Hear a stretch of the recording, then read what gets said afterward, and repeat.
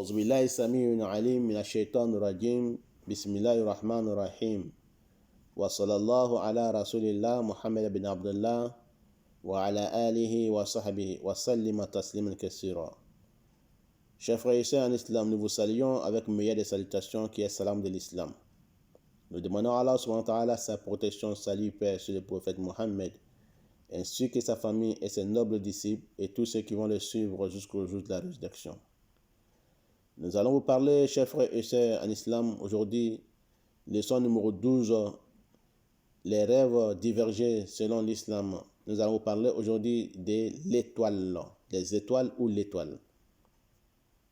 Celui qui voit les étoiles dans son rêve, dans la journée, il dort dans la journée ou dans la nuit, dans son sommeil, il voit qu'il a vu des étoiles, les étoiles qui est apparu dans la journée, dans son rêve. Il voit les étoiles qui ont apparu dans la journée, dans son rêve. Ça veut dire que ces secrets seront dévoilés. Ces secrets seront dévoilés. Ça fait parler aussi d'une épreuve pour lui, ou bien d'une catastrophe pour lui.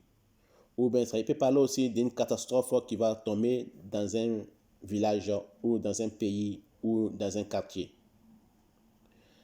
Donc, s'il a rêvé des étoiles qui ont apparu dans son rêve dans la journée, voilà, ça peut parler aussi des catastrophes dans sa maison ou dans les quartiers où il habite ou dans les villages où il habite ou dans les pays où il habite.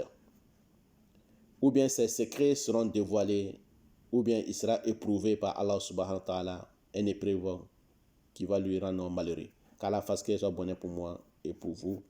C'était l'interprétation du rêve de l'étoile des étoiles selon l'islam numéro 1. Qu'Allah fasse qu'il soit bonheur pour moi et pour vous.